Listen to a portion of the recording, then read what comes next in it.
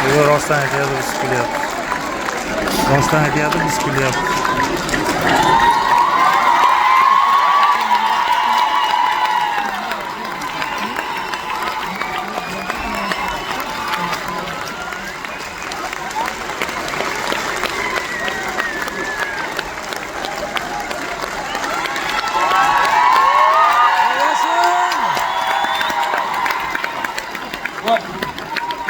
Ko'kingiz diyor odam yig'ilib tursa nima bo'ladi?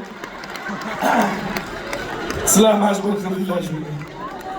Alhamdulillah. Yaratgan egam qachon, qayerda, kimga, necha yoshda, qay uslubda, nima boisidan, nimani evaziga g'oyibidan bir barakot berishini o'zi bilar ekan.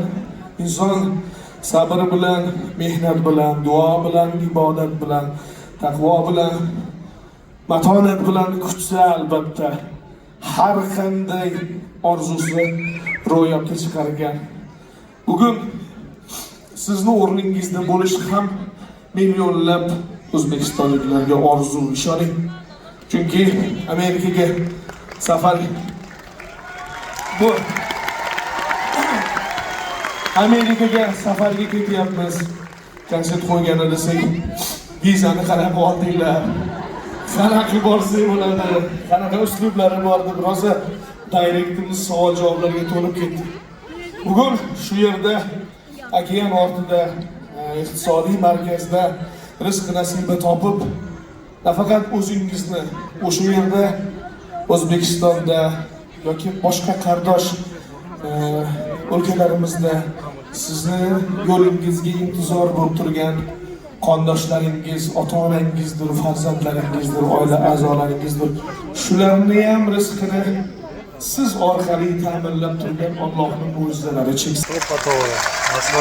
Davom bo'lsin.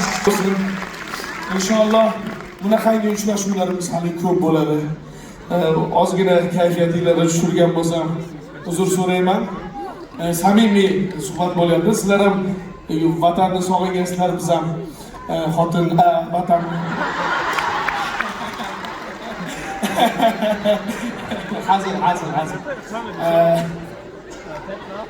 hazil yo'q. Yaxshi kayfiyat hamroh qilib bo'lsa, endi kayfiyatni ko'taramiz. Premyera bor. O'zim ham eshitmaganman hali. O'ta yangi, salabani ochilmagan.